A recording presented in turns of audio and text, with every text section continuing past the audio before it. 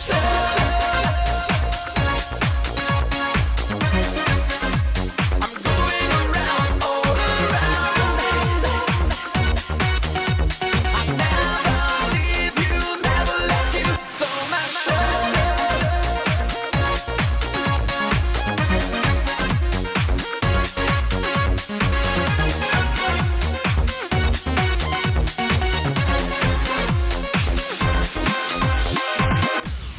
Dans What's In cette semaine, plein feu sur Bernard Minet, l'incontournable membre des Musclés et du Club Dorothée. Minet fut aussi bien sûr acteur dans les sitcoms de AB Productions, mais il a également interprété des dizaines de génériques de dessins animés dont certains sont devenus cultes et générationnels comme Bioman ou Les Chevaliers du Zodiaque. Rencontre avec un excellent musicien, un passionné et tout simplement un mec bien sympa. Maintenant, dans What's In. Bonjour à tous, je suis Bernard Minet et je vous retrouve très vite sur What's In avec Johan.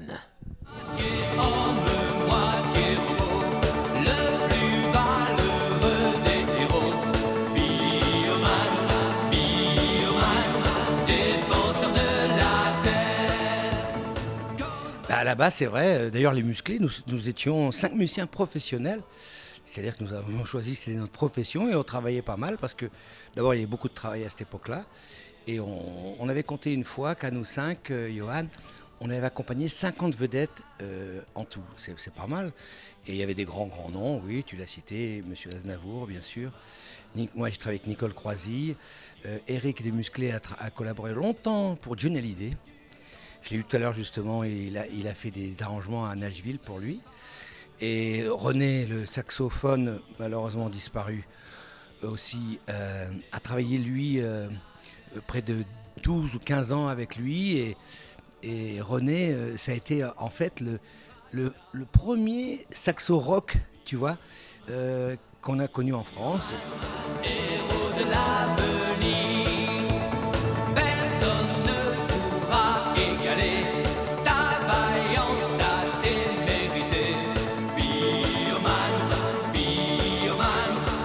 On faisait bien notre travail, on accompagnait Dorothée qui était une artiste pour nous comme les autres, tu vois, à un moment tu es engagé, à coup avec Madonna, à coup avec, tu vois, Johnny Hallyday, et moi j'étais ravi parce que j'ai commencé avec Dorothée, René était déjà là. Ce que je voudrais dire par rapport au concert avec Dorothée, où je suis très fier, voyez-vous, c'est qu'on n'avait pas de bande, il n'y avait aucune bande avec Dorothée, jamais zéro, il n'y avait aucune séquence. On jouait tout en live. Jean-Luc Azoulay tenait à ce qu'il y ait le meilleur matériel pour les enfants, c'est-à-dire la meilleure sono, le meilleur éclairagiste de France, et puis des danseurs et tout.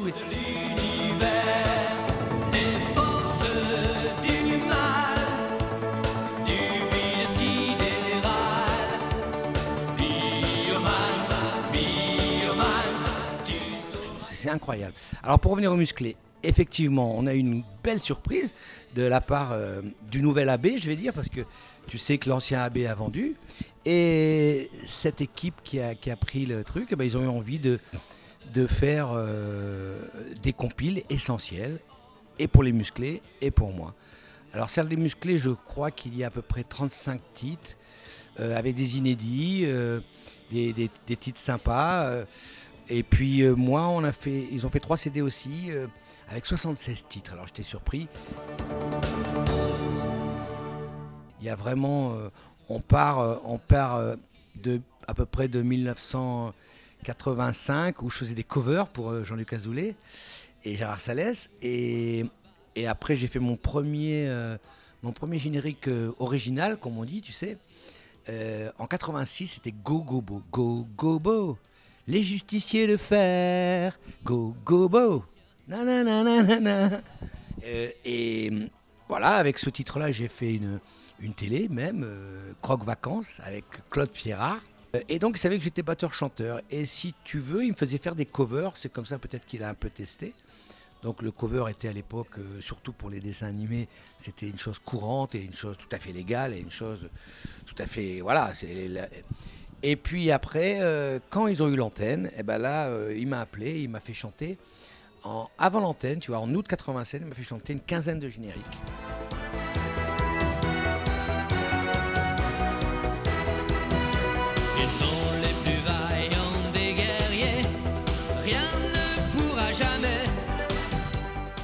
Et dans ces 15 titres-là, il y a eu Bioman, très vite, qui est devenu un phénomène de société. Et puis le tout était un phénomène de société, c'est-à-dire que tous les enfants jouaient à Bioman, tu vois. C'était monstrueux, partout sur la plage, chez eux, ils sautaient des canapés, voilà. Et donc là, Jean-Luc Azoulay m'a convoqué, il m'a dit, voilà, Minet, je cherche quelqu'un pour représenter la chanson. Comme c'est toi qui l'as chanté, je te le propose. Alors, je lui ai demandé 48 heures de réflexion, tu vois, quand même, parce que d'abord, je voulais pas dire oui comme ça, et puis pas. Une fois, j'avais dit oui. Alors, je dis oui le lendemain. 24 heures après, je suis revenu. Et là, il m'a dit bon, on va faire un costume et tout. Et puis, mais une chose marrante qui va vous faire rigoler, c'est que il m'a dit voilà, bon, on va mettre ton vrai prénom et ton surnom. Comme ça, tu feras Bernard Minet. Il dit parce que un nom tout seul, ça marche pas. Et je suis surpris parce qu'on avait Dorothée, Ariane, Jackie, Corbier. C'est drôle ça, tu vois.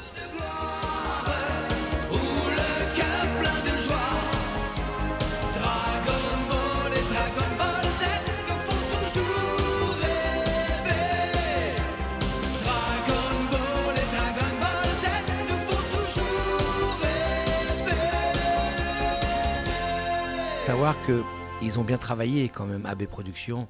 Les producteurs ont bien acheté. D'abord, il faut rendre hommage à ceux qui ont acheté ces séries-là, tu vois. Voilà, après, la bonne idée pour moi, c'est que justement les producteurs ont voulu mettre des génériques en français, parce que c'est important pour des enfants de mettre des mots, c'est important. Je sais pas moi, si vous leur mettez le générique japonais, y a pas, les mots passent pas et c'est pas pareil. Donc je trouve que c'était une bonne idée et c'était des mots forts. Et puis surtout, il avait le talent, ils avaient avec Gérard Salès le talent de faire des chansons simples et efficaces.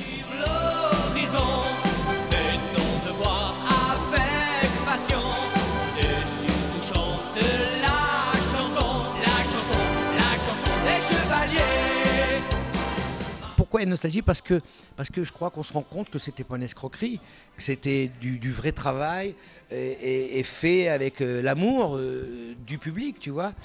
Et c'est pour ça, si vous regardez encore, vous vous rappelez des shows qu'ils ont fait de Noël avec les plus grandes stars mondiales quand même. Je ne vais pas faire la liste là, mais il y avait les plus grandes stars mondiales. Ça, c'était un cadeau offert aux Français pour ces soirées-là. Personne ne se prenait la tête parce que tu sais, comme dans toute entreprise, la chef Dorothée, elle n'avait pas la grosse tête. Dorothée, elle est tu vois.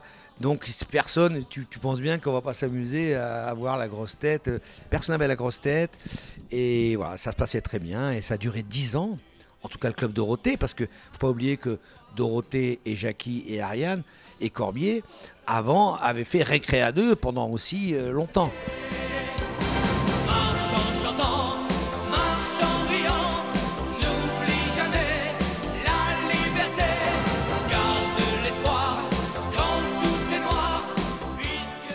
Oui, je tourne beaucoup, j'ai la chance de tourner beaucoup, ça se passe bien, et tout le monde est gentil, j'ai toujours des mots gentils, il y a beaucoup de tendresse, et ils me parlent toujours des autres, c'est ça qui est formidable. C'est vraiment, bien sûr, chaque personne me parle de Dorothée, donner le bonjour à Dorothée, d'embrasser Dorothée, et voilà, et on parle de tout le monde, d'Ariane, on me pose des questions sur tout le monde. Donc ça, c'est important, c'est bien. Si tu veux, je pense que Jean-Luc Azoulay nous a fait un sitcom parce qu'il a vu la bonne ambiance et le bon comportement de nous cinq, tu vois. Il nous a compris, il a vu qu'il y avait des mecs différents, qui avaient un charme différent, ça faisait, voilà.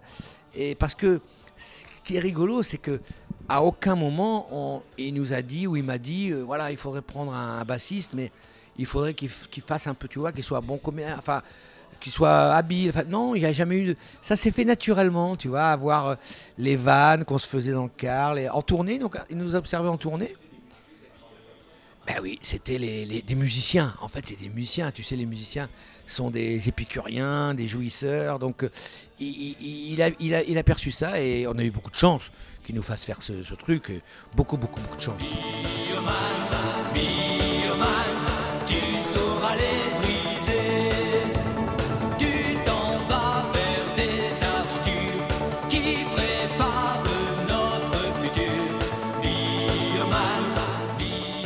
content des 2 génériques d'un gros dessin animé qui s'appelle Les Chevaliers du Zodiaque.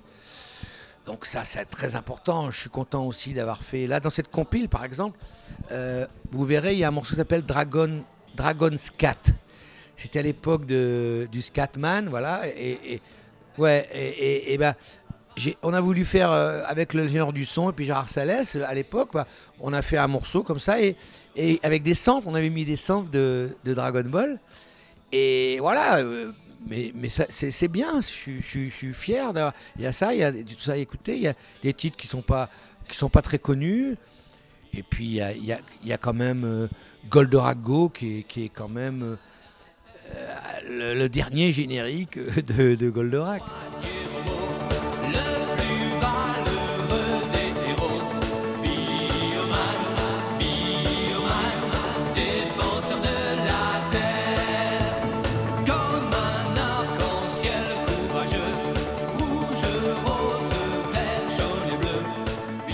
Et Internet, donc en 97 quand ça s'est arrêté, Internet n'existait pas vraiment encore. Moi, ma première adresse mail, je l'ai faite en 98, ou un an après, tu vois.